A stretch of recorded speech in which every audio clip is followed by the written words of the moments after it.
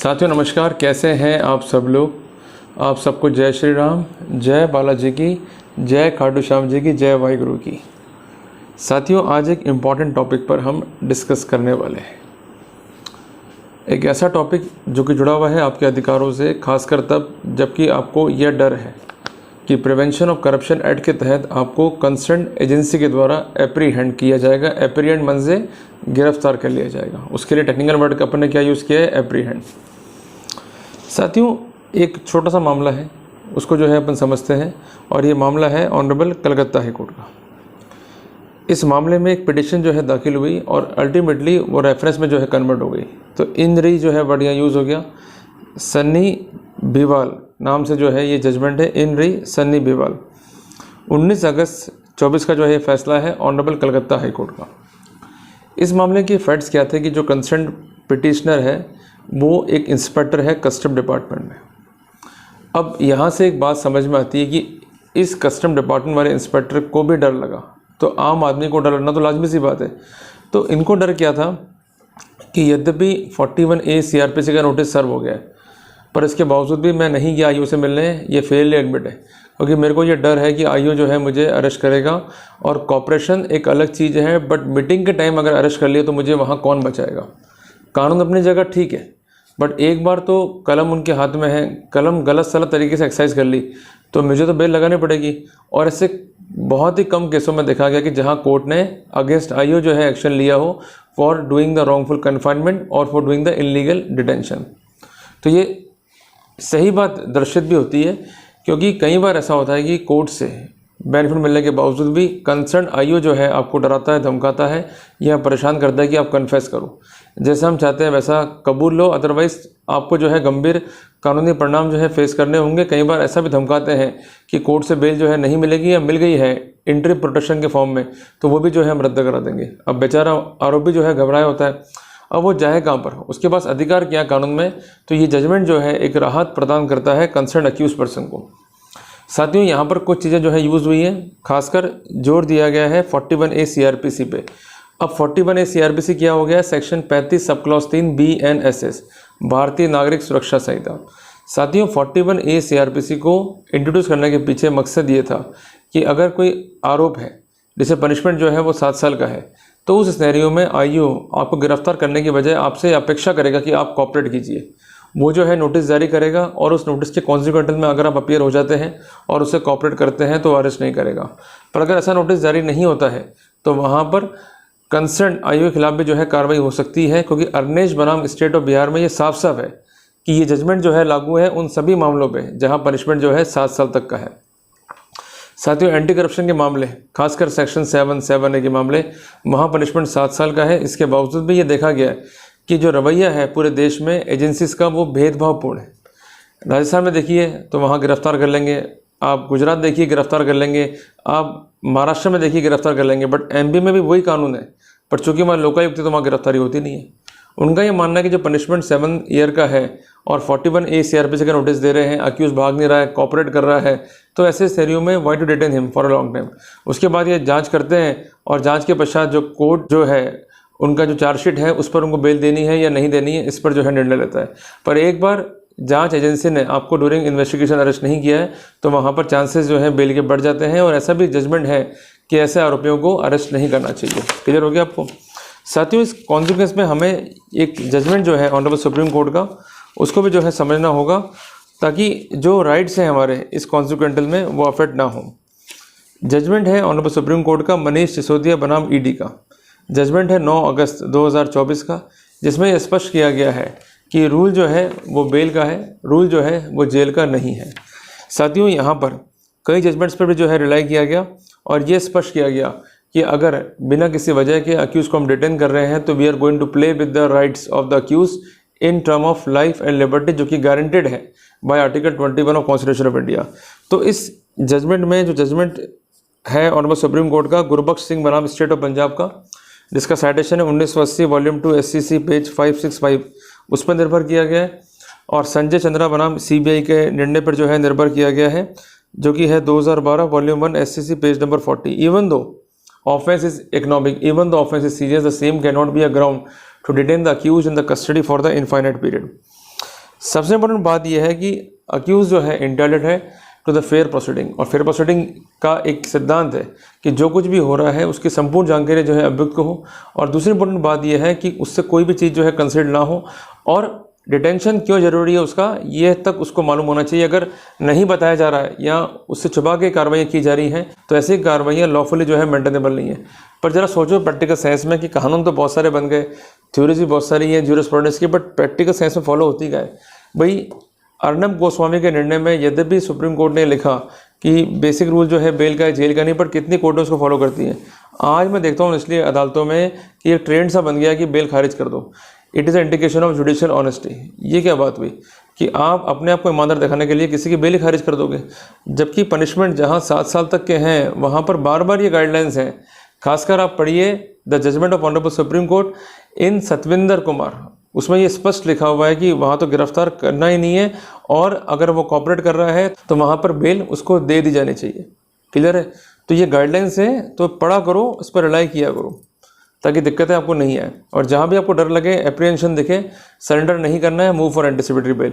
तो इनको भी जहाँ डर लगा कि भाई मुझे जो है पुलिस फंसा देगी, मुझे जो है अरेस्ट कर लेगी, मुझे जो है डराएगी धमकाएगी, तो इन्होंने क्या करा कि अटेंड नहीं करा प्रोसीडिंग को before the IO, but later भेजते रहे। और उसके बाद जो है ये चले गए एंटिसिपेटरी बेल में। एंटिसिपेटरी बेल में कोर्ट ने ऑब्जर्वेशन दिया कि 41A CRPC का नोटिस सर्व हो गया है, जेल देने से कोई पर्पस सॉल्व होगा नहीं, तो इनको डायरेक्शन है कि आईओ से मिलें, इन्वेस्टिगेशन में कोऑपरेट करें, और कोर्ट में जो है आईओ जो है अपनी रिपोर्ट नेक्स्ट डेट पे पेश करे। अब यहाँ पर 2 बातें हैं कि आईओ से मिलें और कोऑपरेट करें। तो इस पर जजमेंट जो है आप नोट रखिए सुप्रीम कोर्ट के, कि सुप्रीम कोर्ट ने एक मामले में कहा था कि कोऑपरेशन का मतलब ये नहीं है कि कोई भी ऐसे एविडेंस जो कि इंक्रिमिनेटिंग है, आर्टिकल 20(2), आर्टिकल 20(3) संविधान को उल्लंघित करती है, उसको देने के लिए आपको बाध्य किया जा सके। साथियों, इसी तर्ज पर सेक्शन 120 BNS में जो है इनकॉर्पोरेट हुआ है, जो है स्पष्ट करता है कि अगर पुलिस आपको डरा रही है, धमका रही है और कन्फेशन रिकॉर्ड कर रही है, और इसके साथ साथ आपको हर्ट कॉज हो रहा है या आपको ग्रीवियस हर्ट जो है वो कॉज कर रहे हैं, तो उस सिनेरियो में 7 साल तक कंसर्न आईओ को या 10 साल तक कंसर्न आईओ को, क्योंकि 7 साल किस में है in case of simple hurt, और 10 साल किस में in case of grievous hurt jail जाना पड़ सकता है। तो जब कानूनी प्रोविज़न है तो हम फ़ायदा क्यों नहीं उठाना चाहते हैं उस चीज़ का, समझ मुझे आता नहीं है। आप कब तक हाथ जोड़ते रहोगे ऐसे लोगों के जिनको खुद लॉ नहीं आता है? क्योंकि जो लोग लॉ की कंप्लाइंस करना है जानते ही नहीं है, उन लोगों को हम क्यों आदर दे रहे हैं, उन लोगों के प्रति हमारा रवैया जो है वो क्यों लिबरल है। आज ज़रा सोचिए कि ऐसे फैसले भी जो है मैंने देखे हैं कि जहाँ पर एक व्यक्ति को 4 से 5 पुलिस वाले घेर रहे हैं, उसको खींच रहे हैं, उसकी कॉलर खींच रहे हैं, कन्फेस करवा रहे हैं, और अल्टीमेटली वो रेसिस्ट कर रहा है अपने आप को बचाने के लिए, उस पर मुकदमा कायम करते हैं 353 IPC का अलॉन्ग विद एंटी करप्शन। तो ऐसे मामले में सुप्रीम कोर्ट ने कहा है in the judgment of Mahendra Kumar Sonkar बनाम state of Madhya Pradesh, judgment है 12/8/24 का, कि जहाँ पर इस तरह की स्थितियाँ हैं कि अक्यूज़ जो है आपको डेटर नहीं कर रहा है, आपकी ड्यूटीज़ में जो है वैधा नहीं कर रहा है, पर जो ड्यूटीज़ आप कर रहे हो उसमें किसी भी स्थिति में दिखता नहीं है कि you are doing a duty in the lawful manner. तो ऐसी स्थितियाँ सामने आने पर अक्यूज़ को जो है 353 IPC में भी प्रोसिक्यूट नहीं कर सकते। तो मेरा कहना ये है कि आपको अगर नियम कायदे कानून नहीं मालूम होंगे तो ये लोग आपका गलत फ़ायदा उठाएंगे, अगर ये मालूम होंगे तो वहाँ पर डरने की अपने को जो है ज़रूरत नहीं है। तो साथियों, इस केस में जब एंटिसिपेटरी लगी तो कोर्ट ने कहा भाई आप अटेंड कीजिए प्रोसीडिंग और कॉपरेट कीजिए इन्वेस्टिगेशन में। तो मैंने आपको एक चीज़ जो है स्पष्ट कर दी कि कॉपरेशन में कोई भी ऐसी एविडेंस जो कि इंक्रिमिनेटिंग है या ऐसे कोई एविडेंस जो कि by the way of confession है कलेक्ट नहीं कर सकते, और ऐसा करती है पुलिस या ACB या ED या कंसर्न CBI, और आपको हर्ट कॉज करती है या ग्रीवियस हर्ट जो है कॉज करती है, तो वहाँ पर सेक्शन 120B BNS में आप कार्रवाई जो है सुनिश्चित कर सकते हैं। बट एक बात मैं स्पष्ट करना चाहता हूँ कि मेरे बोल देने से थ्योरेटिकल एस्पेक्ट्स में आप प्रैक्टिकल चीज़ें नहीं कर पाओगे। इसको करना है प्रैक्टिकली तो क्या करना है कि जब भी आप कंसर्न ACB के पास में जा रहे हो या CBI के पास में जा रहे हो तो कोर्ट से ये ऑर्डर निश्चित तौर पर करा के रखो कि मेरा वकील जो है साथ जाए, मेरे वकील के बिना मुझे ना भेजा जाए, क्योंकि ये लोग मुझे मारेंगे पीटेंगे, मुझे धमका सकते हैं। तो मेरा वकील वहाँ पर होगा तो एप्रीहेंशन जो है बहुत कम हो जाएगा इस तरह की घटनाओं का। दूसरी बात है कि इनको पाबंद किया जाए कि कोई भी एविडेंस जो है by the way of confession जो है रिकॉर्ड नहीं करें। तीसरी बात है कि एक प्रोसीडिंग की जो है वीडियो रिकॉर्डिंग हो, और CCTV फुटेज वैसे भी परमिसेबल है थाने के ऊपर। तो उस सिनेरियो में जब मैंडेट है तो कोर्ट में अगर आप दाखिल भी करते हो एप्लीकेशन तो दिक्कत क्या है, इसका अपोज करेगा स्टेट कि नहीं भाई इसकी आवश्यकता नहीं, इसका दिल में चोर है। तो इन तरह की चीज़ों करके आप कम से कम अपने राइट्स को सिक्योर कर सकते हो। इसके लिए जब भी आप थाने जा रहे हो तो रिकॉर्डर जो है साथ में रखो। और आजकल तो भाई ऐसे ऐसे रिकॉर्डर आ गए हैं, मैंने देखे हैं भाई, मतलब गाड़ी है, जैसे मान लीजिए ये गाड़ी है, बच्चों वाले होते हैं ना गाड़ी, जो उसके अंदर तो रिकॉर्डर फिट है, क्लियर है, तो वो जेब में रख के लेके जा सकते हो। इवन पर्स में रिकॉर्डर आ रहा है, इसका चश्मा में रिकॉर्डर आ रहे हैं, गाड़ी में रिकॉर्डर आ रहे हैं, तो वो समझ नहीं पाएंगे भाई हो क्या रहा है, बट आपके पास एविडेंस पुख्ता आ जाने चाहिए। और कानून ने सिद्ध किया कि even the evidence obtained by illegal means it is legal if it is disclosing a crime. अब आईओ गाली बकता माँ बैठ गई, आपको शांत रहने का है, उसको बकने दो। आईओ जो है आपको धमका रहा कि तू कन्फेशन दे, मैं तुझे मारूंगा। और कई बार ऐसा होता है कि आईओ आपको चाटा भी मार सकता है, आपके गिरेबान तक पकड़ सकता है, आपको सीरियस इंजरी कॉज कर सकता है कि भाई कन्फेशन देना ही पड़ेगा, otherwise you will be in the hot water.